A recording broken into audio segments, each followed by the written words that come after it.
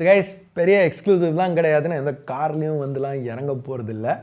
இது ஒரு சிம்பிளான நோக்கியா 5.4 ரிவ்யூ. இந்த ஃபோனை கடைசி ஒரு வாரமாக என்னோட ப்ரைமரியாக நான் யூஸ் பண்ணிகிட்ருக்கேன். ஸோ இந்த வீடியோவில் இந்த ஃபோனோட பாசிட்டிவ்ஸ், நெகட்டிவ்ஸ், என்னோட எக்ஸ்பீரியன்ஸ் என்ன அப்படிங்கிறத உங்கள் கூட பகிர்ந்துக்க போகிறேன். ஸோ வீடியோ பிடிச்சிருந்துச்சுன்னா thumbs up, subscribe, bell icons. என் பேர் ஆஷ். நீங்கள் பார்த்துட்டு இருக்கிறது C4 Tech தமிழ் நோக்கியா 5.4 ரிவ்யூக்கு போவோம். ஸோ இந்த வீடியோவை நான் 3 பார்ட்டாக பிரிக்க போகிறேன். முதல்ல நோக்கியா 5.4ல் என்ன எனக்கு பிடிச்சிருந்துச்சு, ரெண்டாவது எது கேவலமாக இல்லை ஓகே பட் பெட்டராக பண்ணியிருந்தால் நல்லா இருந்திருக்கும், மூணாவது என்ன இந்த ஃபோனில் தரமட்டமாக பண்ணியிருக்காங்க. ஸோ 3 பார்ட்டாக இப்போ பார்க்க போகிறோம். முதல்ல பாசிட்டிவ்ஸ்லேருந்து ஆரம்பிக்கலாம். HMD குளோபலோட நோக்கியாஸ்க்கு ஹைலைட் அப்படின்னு பார்த்தாலே சாஃப்ட்வேர் தான். அதே தான் இங்கேயும். ஒரு சின்ன நெகட்டிவ், Android 11 கொடுத்துருக்கணும், பட் Android 10 தான் கொடுத்துருக்காங்க அவுட் ஆஃப் த பாக்ஸ். ஆனால் ஆட்ஸ்லாம் எதுவும் கிடையாது, எக்ஸ்ட்ரா ஆப்ஸும் எதுவும் இன்க்ளூட் பண்ணல. ஸோ இந்த சிப்புக்கு பெர்ஃபார்மன்ஸ் மேக்ஸிமம் எவ்வளோ இருக்க முடியுமோ அந்தளவு பெர்ஃபார்மன்ஸ் இதில் இருக்குது. ஆனால் அந்த சிப்போட பெர்ஃபார்மன்ஸ் எப்படி, அது இன்னொரு கேட்டகரியில் பார்ப்போம். அது டோட்டலாக வேறு கதை. நோட் பண்ண வேண்டிய ஒரு விஷயம் என்னென்னா, HMD குளோபல் 2 வருஷம் ஆண்ட்ராய்டு அப்டேட்ஸ், 3 வருஷம் செக்யூரிட்டி பேச்சஸ் இந்த ஃபோனுக்கு கொடுப்போம்னு சொல்கிறாங்க. ஸோ ஒரு பட்ஜெட் ஃபோனுக்கு இந்த அளவுக்கு அப்டேட்ஸ் கிடைக்கிறது கண்டிப்பாக ஒரு மேஜர் பாசிட்டிவ். இங்கே வெனிலா ஸ்டாக் ஆண்ட்ராய்டு யூஸ் பண்ணுறதுனால ஜென்ரலாக HMD குளோபலோட அப்டேட்ஸ்னால ஃபோனோட பெர்ஃபார்மன்ஸ் கம்மியாகிறதுல, ஹீட்டிங் இஷ்யூஸ், பேட்டரி இஷ்யூஸ் எதுவும் க்ரியேட் ஆகிறதில்ல. இது நம்ம நிறைய பிராண்ட்ஸ்லேருந்து பார்த்துருக்கோம். புது அப்டேட்ஸோட ஃபோன் ஸ்லோ ஆகுது, எஸ்பெஷலி சைனீஸ் பிராண்ட்ஸில் நிறையவே பார்த்துருக்கோம். பட் ஜென்ரலாக ஸ்டாக் ஆண்ட்ராய்டில் இந்த பிரச்சனைகள் கிடையாது. ஆனால் அதையும் ஷவுமி ஆப் வச்சிட்டாங்க அவங்க A சீரீஸில். ஸ்டாக் ஆண்ட்ராய்டு இருந்தும் எக்கச்சக்கமான அப்டேட் ப்ராப்ளம்ஸ் வந்திருக்கு. பட் நோக்கியா ஃபோன்ஸில் அந்த மாதிரி பிரச்சனைகள் இது வரைக்கும் நம்ம பார்த்ததில்லை. ஸோ அப்டேட்ஸுங்கிறது இந்த ஃபோனுக்கு கண்டிப்பாக ஒரு பாசிட்டிவ் தான். அடுத்த positive battery life. Battery capacity 5.3லேருந்து மாறல, அதே 4000 mAh தான். ஆனால் ஸ்க்ரீன் சைஸ் கொஞ்சம் கம்மியானதுனால பேட்டரி பர்ஃபார்மன்ஸ் இன்னும் பெட்டராக இருக்குது. 5000, 6000, 7000 mAh பேட்டரி உள்ள ஃபோன்ஸ்க்கு ஈக்குவலாக இருக்குன்னு சொல்ல மாட்டேன். பட் நான் யூஸ் பண்ண ஒரு வாரத்தில் நாள் முடியல எனக்கு அட்லீஸ்ட் 30% பேட்டரி பாக்கி இருந்துச்சு. இது லைட் டு மாட்ரேட் யூஸோட. புஷ் பண்ணி ஹெவியாக அடித்து யூஸ் பண்ணால் கூட ஒரு நாள் சிங்கிள் சார்ஜில் கண்டிப்பாக தாங்கணும். மற்றபடி ப்ரோஸ்னு பார்த்தா ஃபிங்கர் பிரிண்ட் ஸ்கேனர் ரெஸ்பான்சிவாக இருக்குது. ப்ளஸ் ஹெட்ஃபோன் ஜாக் கொடுத்துருக்காங்க. மைக்ரோ SD சப்போர்ட்டும் இந்த ஃபோனில் இருக்குது. ஓகே, இப்போ நம்ம அடுத்த கேட்டகரிக்கு போகிறதுக்குள்ள இந்த ஃபோனோட கடைசி ஸ்ட்ரென்த்தை பார்ப்போம். பின்னாடி உள்ள இந்த கேமரா, ப்ரைமரி கேமரா பர்டிகுலராக சொல்லணும்னா, இது ஒரு 48 மெகாபிக்சல் f1.8 லென்ஸோட வர சென்சர். ஆர்டிஃபிஷியல் லைட்டிங்கில் கூட இதில் எடுத்த பிக்சர்ஸ் நல்லாவே வந்திருக்கு. ஓரளவுக்கு லைட் இருக்கிற வரைக்குமே டீட்டெயில், கலர்ஸ் எல்லாமே கரெக்டாக இருக்குது. ஒரு டெடிகேட்டட் நைட் மோட் கொடுத்துருக்காங்க. நைட் மோட் பர்ஃபார்மன்ஸ் சூப்பராக இருக்குன்னுலாம் நான் சொல்ல மாட்டேன். ஆனால் 5.3யோட கம்பேர் பண்ணையில் இது ஒரு மேஜர் ஸ்டெப் அப். இப்போ நோக்கியா 8.3ல பார்த்த அந்த வீடியோக்குள்ள சினிமா மோடும் இங்கே கொடுத்துருக்காங்க. மேக்ஸிமம் 1080p தான். ஆனாலும் இந்த பட்ஜெட்டில் இந்த அளவுக்கு வீடியோ கண்ட்ரோல் நம்ம ஜென்ரலாக பார்க்குறது இல்லை. ஸோ அதுவும் இந்த ஃபோனுக்கு ஒரு ஸ்ட்ரென்த்துன்னு சொல்லலாம். இப்போ இந்த ஃபோனில் எதெல்லாம் ஓகே பெட்டராக கொடுத்துருக்கணும் பட் பெருசாக குறை சொல்லிக்க முடியாது அப்படிங்கிற கேட்டகரிக்கு வருவோம். அந்த 5 மெகாபிக்சல் வைட் ஆங்கிள் கேமரா இது ஓகே தான். டீட்டெயில்னு வரையில் பெருசாக சொல்லிக்கிற மாதிரி இல்லை. ப்ரைமரி கேமரா 5.3யோட அதிகமாக இம்ப்ரூவ் பண்ணியிருக்காங்க, ரொம்பவே இம்ப்ரூவ் பண்ணியிருக்காங்க. ஸோ அதனால் இந்த ப்ரைமரி கேமராக்கும் இந்த அல்ட்ரா வைடுக்கும் உள்ள அந்த டீட்டெயில் டிஃப்ரென்ஸ், குவாலிட்டி டிஃப்ரென்ஸ் இந்த தடவை இன்னமும் நோட்டிசபிளாக இருக்குது. மற்ற 2 சென்சரும் ஜென்ரலாக எல்லா பிரான்ச்சும் பண்ணுற மாதிரி கணக்கு காமிக்கிறதுக்காக போர்ட்ரேட், மேக்ரோன்னு கொடுத்துருக்காங்க. பட் இது ஒரு மொக்க ஃபீச்சர் அப்படிங்கிற லிஸ்ட்டில் இல்லாமல் ஓகேங்கிற லிஸ்ட்டில் ஏன் இருக்குன்னா, அந்த டெப்த் சென்சருக்கு ஜென்ரலாக நோக்கியா பேக்ரவுண்ட் பிளரிங்க்கு நிறைய ஆப்ஷன்ஸ் கொடுப்பாங்க, இங்கேயும் கொடுத்துருக்காங்க. ஆனாலும் ஒரு டியூவல் கேமரா செட்டப், நான் இதே ப்ரைமரி பட் இன்னும் ஸ்ட்ராங்கான அல்ட்ரா வைட் கொடுத்துருந்தா, 4 கேமராவுக்கு பதிலாக இன்னும் தரமான அல்ட்ரா வைட் கொடுத்துருந்தா பெட்டராக இருக்கும். என்னை பொறுத்த வரைக்கும் நான் அதை தான் சூஸ் பண்ணியிருப்பேன். நீங்கள் என்ன நினைக்கிறீங்க? இந்த மாதிரி 4 கேமரா கொடுக்கறது பெட்டர்னு நினைக்கிறீங்களா, இல்லைனா ஒரு கேமரா, 2 கேமரா, இல்லை ஒரு கேமரானா கூட பரவாயில்ல, நல்ல குவாலிட்டியாக கொடுக்கறது பெட்டர்னு நினைக்கிறீங்களா? கமெண்ட்ஸில் சொல்லுங்கள். ஓகே, இப்போ நம்ம பில்ட் டிஸ்பிளேக்கு வருவோம். நோக்கியா 5.3 வீடியோலேருந்து ஒரு சின்ன கிளிப் பார்ப்போம். இதுலேயும் ஒரு ஸ்டெப் பேக்வேர்ட்ஸ் இருக்குது. இப்போ ரெசல்யூஷன் இங்கே கம்மி பண்ணியிருக்காங்க, இது HD+ தான். கைஸ், இப்போ ஒரு ஜென்ரேஷனுக்கும் நம்ம முன்னாடி போகணும், பின்னாடி வரக்கூடாது. ஒரு நிமிஷம் இதை பற்றி யோசிச்சு பாருங்களேன்.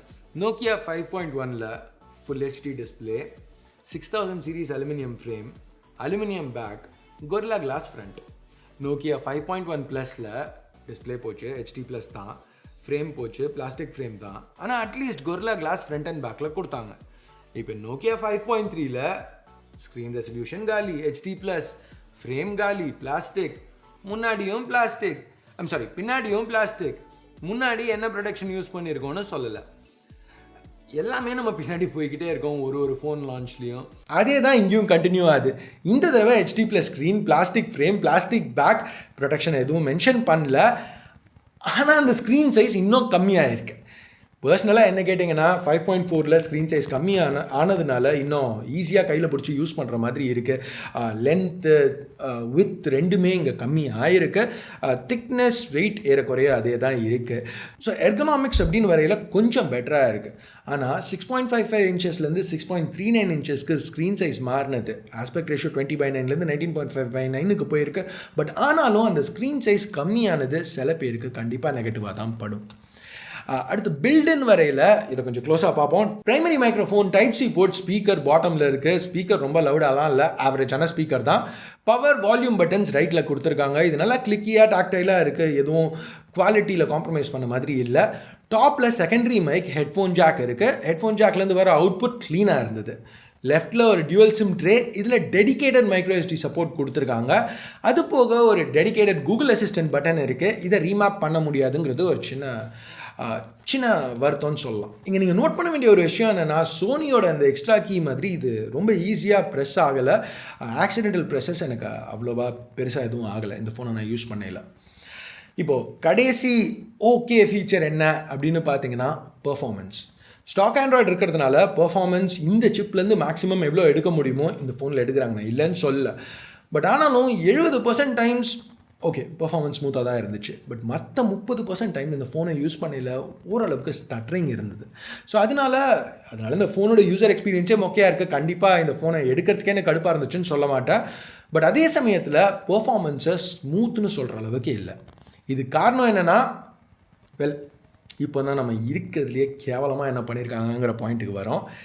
உள்ள இன்னமும் Snapdragon 662 ப்ராசஸர் யூஸ் பண்ணியிருக்காங்க. 662ங்கிறது போன ஜென்ரேஷன் வந்து 665யோட ஒரு டவுன் கிரேட் இல்லை சைட் கிரேட்னு சொல்லலாம். எல்லா பிரான்ச்சும் மாற்றி சொல்கிறாங்க. பட் எதுவாக இருந்துச்சுனாலும் பெர்ஃபார்மன்ஸ் இங்கே இம்ப்ரூவ் ஆகலை. ஒரு ஜென்ரேஷன் போகையில் பெர்ஃபார்மன்ஸ் இம்ப்ரூவ் தான் ஆகணும். இம்ப்ரூவ் ஆகாமல் இருக்கிறது கண்டிப்பாக நல்ல விஷயம் கிடையாது. இந்த மாதிரி அண்டர் பவர்ட் சிப் உள்ளே இருக்கிறதுனால இன்னமும் ஹெச்டி ப்ளஸ் டிஸ்பிளே தான் யூஸ் பண்ணியிருக்காங்க. இப்போ 5.3 11,000 வந்துச்சு. 5.4 அதே ரேட்டுக்கு வந்துச்சுன்னா கூட ஹெச்டி ப்ளஸ் இந்த செக்மெண்ட்டில் நல்லது கிடையாது. ஏன்னா காம்படிஷன் ஃபோன்ஸ் எல்லாமே இன்னும் இம்ப்ரூவ் ஆகிட்டே போகுது. ஸோ அந்த காம்படிஷன் ஃபோன்ஸ்க்கும் இதுக்கும் உள்ள கேப் இன்னும் விரிஞ்சிட்டே போகுது. இதை நம்ம சார்ஜிங் ஸ்பீட்லையும் நோட்டீஸ் பண்ண முடியும். நோக்கியா 5.4ல் இன்னமும் 10 வாட் சார்ஜர் தான். எஸ், சார்ஜர் பாக்ஸில் இன்க்ளூட் பண்ணியிருக்காங்க. ஆனால் அதுக்காக 10 வாட் சார்ஜிங்கிறது நல்ல விஷயம்னு சொல்ல முடியாது. இப்போ நான் இந்த ஃபோனுக்கு தனியாக ஒரு அன்பாக்சிங் பண்ணலங்கிறதுனால நம்ம டக்குன்னு அன்பாக்சிங்கை பார்ப்போம். இதுதான் பாக்ஸ். பிளாஸ்டிக்கை ரிமூவ் பண்ணலாம்.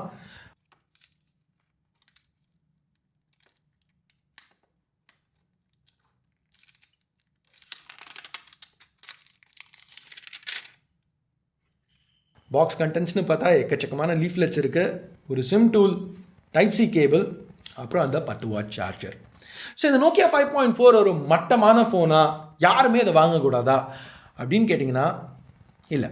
இது ஆக்சுவலாக ஒரு டீசெண்டான ஃபோன் தான். ஒரு சர்டன் டெமோகிராஃபிக்காக அவங்க எய்ம் பண்ணி எடுத்துகிட்டு வந்திருக்காங்க.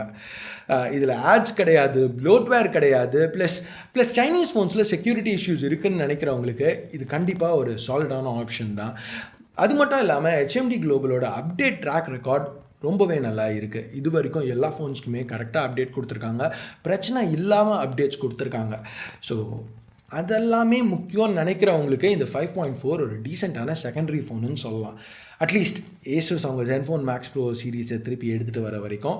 ஏன்னா அந்த Max Pro M3 வரையில் அதுவும் வந்து ஸ்டாக் ஆண்ட்ராய்ட் ஃபோன் தான். அதாவது ஏசஸோட ZenFone Max series stock Android phones தான். So Max Pro M2, ZenFone Max M2 எல்லாமே ரொம்ப நல்ல ஆப்ஷன்ஸாக இருந்துச்சு. ஆனால் Max Pro M3 என்னதுன்னு தெரில. ஏசஸ் அதை பற்றி எதுவும் இது வரைக்கும் சொல்லலை. அதனால ஸ்டாக் ஆண்ட்ராய்டில் இந்த செக்மெண்ட்டில் பெருசாக இப்போதைக்கு ஆப்ஷன்ஸ் கிடையாது. ஸோ ஸ்டாக் ஆண்ட்ராய்டு வேணும்னு நினைக்கிறவங்களுக்கு இதுதான் நல்ல ஆப்ஷன். ஸோ எனிவே நீங்கள் என்ன நினைக்கிறீங்க அந்த நோக்கியா 5.4 பற்றி? இது வரைக்கும் இந்த வீடியோவில் நான் என்னோடய கருத்தை சொல்லியிருக்கேன். நான் எதையாவது மிஸ் பண்ணிட்டேன்னு நினைக்கிறீங்களா? ஏதாவது வித்தியாசமாக இந்த வீடியோவில் பண்ணியிருக்கணும்னு நினைக்கிறீங்களா? ஏதாவது ஃபீட்பேக் இருந்துச்சுன்னா அதையும் கமெண்ட்ஸில் சொல்லுங்கள். ஸோ அவ்வளோதான் இந்த ரிவ்யூ வீடியோக்கு. பிடிச்சிருக்கு பிடிக்கல என்ன நினைக்கிறீங்களோ அதை பேஸ் பண்ணி தம்ஸ் அப் இல்லை தம்ஸ் டவுன் ப்ரெஸ் பண்ணுங்கள். சப்ஸ்கிரைப் பண்ணலன்னா சப்ஸ்கிரைப் பட்டன் ஏற்கனவே சப்ஸ்கிரைப் பண்ணியிருந்தீங்கன்னா பக்கத்தில் உள்ள பெல் ஐக்கான் அதையும் ப்ரெஸ் பண்ணுங்கள். அப்போ தான் நான் போடுற வீடியோஸை நீங்கள் மிஸ் பண்ணாமல் பார்க்க முடியும். அடுத்த வீடியோவில் உங்களை திருப்பி சந்திக்கிற வரைக்கும் என் பேர் ஆஷ். நீங்கள் பார்த்துட்டு இருக்கிறது C4E Tech Tamil. Have a nice day. Bye.